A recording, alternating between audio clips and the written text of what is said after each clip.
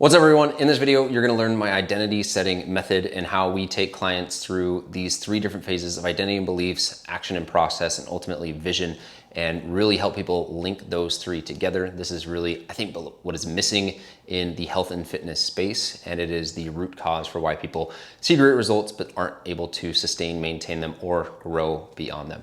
If you're new to the channel, my name is Paul Klingen. I am the founder and creator of the E4Fit method, where we teach, train, and coach people to go through and really level up their training, nutrition, recovery, and mindfulness. And this whole thing was really inspired by the Atomic Habits book by James Clear.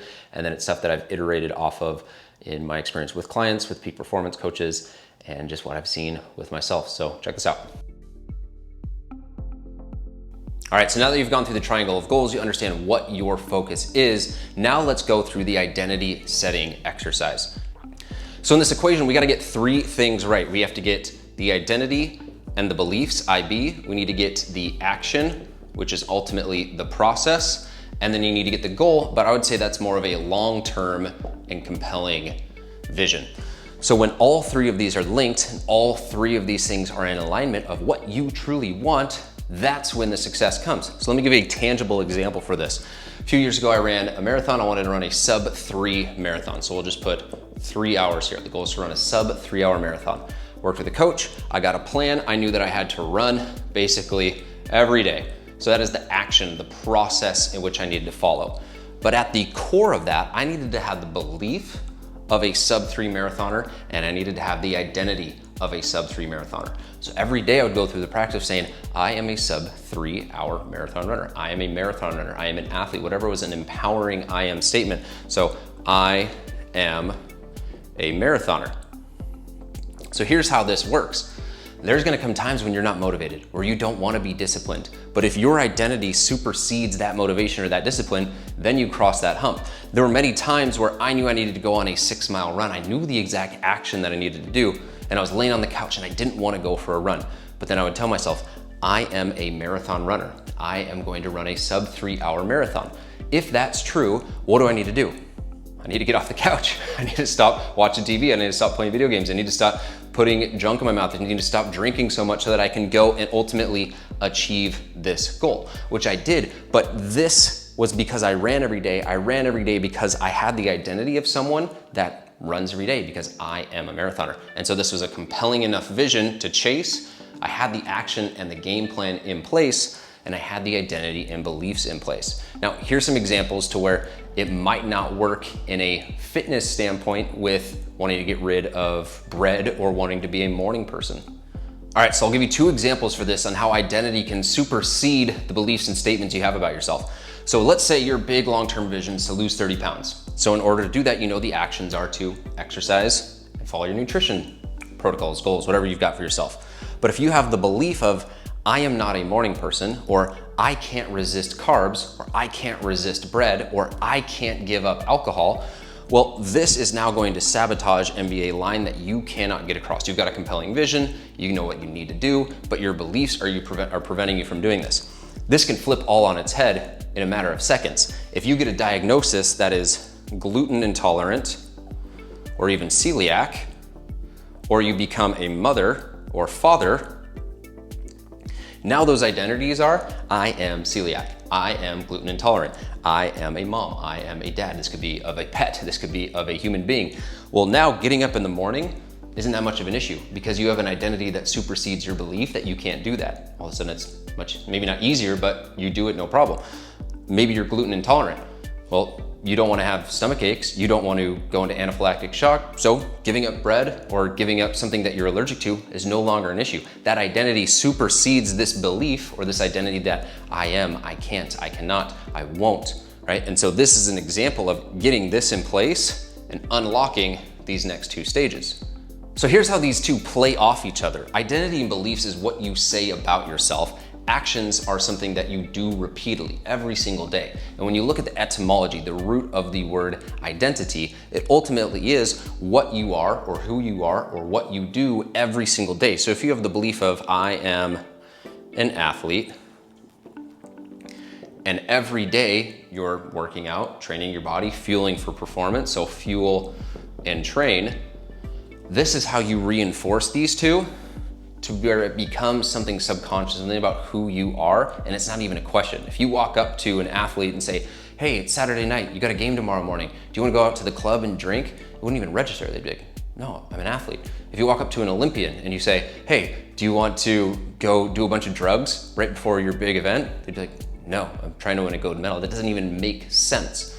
But so many times you'll be tempted with things that maybe seem smaller and you're kind of caught between, oh, should I or should I not? And whatever the core identity is, you're basically going to filter those decisions between who am I, what are my beliefs, and it's going to be basically driving a wedge between the decisions that you make over a long enough time horizon. So if you are saying, I am an athlete, I fuel and train, my vision is to win the Olympics, boom, these are all great. These are all in line.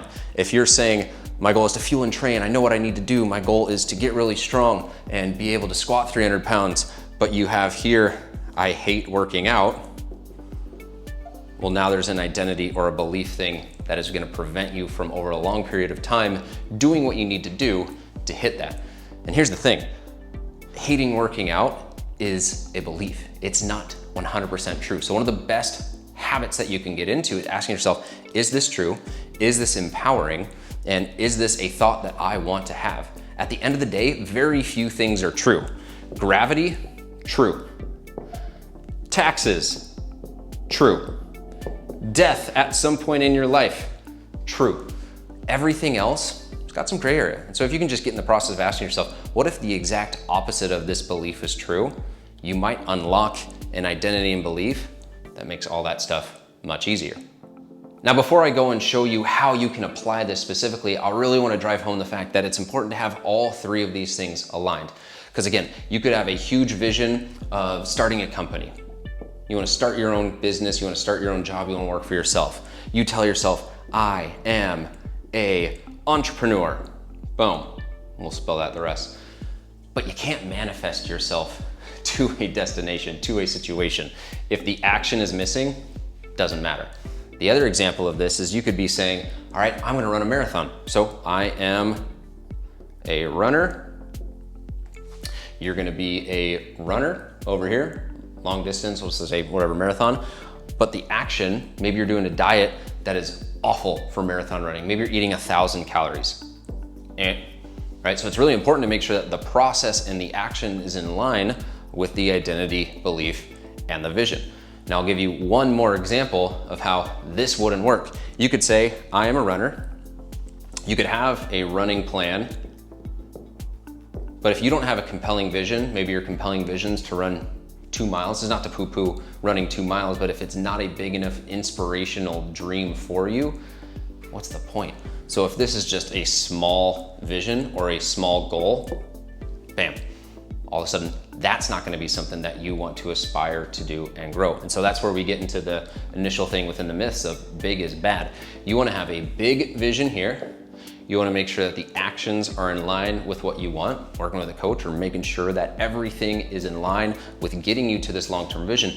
But at the core of it, you have to have the identity and beliefs that ladder up into those things. So let's go through an exercise of how you can apply this for you. All right, so if you're trying to apply this for yourself, you wanna choose I am statements, or you wanna choose beliefs and ultimately identities that are in line and empowering for you to then go and take the actions necessary in the beliefs. So we'll just use the athlete example again. Could be I am strong, could be I am powerful, could be I am relentless, but let's just use I am an athlete. I am an athlete. And this is where it takes work on your end to really journal and meditate and think through what are empowering beliefs for you to instill in your identity, and what thoughts, beliefs do you have that aren't serving you?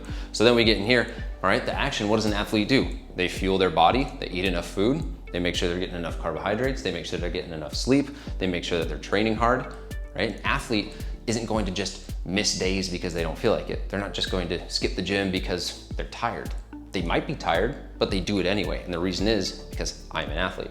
And so then we get to, we don't want belief, we want vision. Then when you get to that full vision, it could be something like a triathlon. It could be something like your first pull-up. It could be something that is empowering for you and a big enough vision for you that if I am an athlete, I fuel and train my body, I've got a big vision, it is just a matter of time until you get there. And so I'm gonna give you one other example for how you can use this. The hero's journey is one of the most powerful and common things you see within movies, whether it's Luke Skywalker, Katniss Everdeen. You could even look at professional athletes or celebrities, people that you aspire to be. And the reason why we see ourselves in those movies is because we see ourselves in those characters. So you might have a Luke Skywalker character or a Katniss, or maybe you're super inspired by Serena Williams, or maybe you love superhero movies and you want to be Captain Marvel, or you want to be Captain America. Well, here's an example of how this has happened throughout history. WWJD, what would Jesus do? Christians wanted to be more Christ-like, so they would have a bracelet that said, all right, what would Jesus do? In this situation, given two options, how would Jesus approach this? So if you're trying to be a badass individual and achieve badass things, ask yourself, how would Luke Skywalker approach this situation? How would Katniss approach a challenge that she had fallen or failed on several times? How would Serena approach something that seemed as a challenge or an obstacle that just seemed insurmountable, right? And then if your goal is to be, what would Luke do? What would Katniss do? What would Serena do? What would Captain America do? Literally Harry Potter, Hermione Granger, whatever it is that you want it to be, then you can say, oh, well, they would do this. That's what you go do, right? And that's another powerful way to basically instill an identity or see yourself in an identity and use that as fuel to go and do awesome things. And there's one last point I want to make with this identity, belief, action, and vision, right? And it's that if you have the identity and the belief of who it is that you want to become, the goals that you have for yourself, it really is just a matter of time until you get there. Success is a lagging indicator. Where you are right now, sitting in your chair watching this, is a result of the last 3 days, 3 weeks, 3 months, and 3 years, and the decisions that you have made. And so if where you are right now is really a reflection of what you've done in the past, what you're doing right now is creating your future. So if you have the identity and the belief of someone that is fit and healthy and strong and fast, whatever it is that you want to be, and your actions are aligned with someone that is an athlete and they train, and they work hard, and they're mindful, and they do all these things, it's just a matter of time until you get here. And so if you are taking the actions of who you want to be, and you have the identity of who you want to be, and you're trying to become something, you actually already are that person. Time just hasn't caught up yet to that vision that you have for yourself. It's not a matter of becoming, because you already are. And so you can really take solace, you can take comfort in knowing that the actions that you are taking right now is creating the person that you are going to become, but it's not a matter of becoming. You already are that person. You just haven't given it enough time. Time hasn't caught up. Time is a lagging indicator of success. So this might seem like heavy stuff, woo-woo stuff, really mindful stuff. Well, that's why it's mindful muscle, but this right here is the key. This is the key to everything. We go back to thinking about people that win the lottery, people that see success for a short period of time, but if their identity and their beliefs don't continue to grow, don't continue to stay in line with the actions and the visions that they need, eventually the operating system up here is going to revert to the lowest level system that you've got running as a default program. So really make sure you take the time to do the deep work in meditation, and journaling, and reflection, working with a coach, or having some form of reflective process to really figure out who you are. All right, so for this next video, we're gonna dive into the metabolism and look at the metabolic sync, what you can do from a nutrition, sleep, recovery standpoint to make sure that your metabolism is as efficient as possible.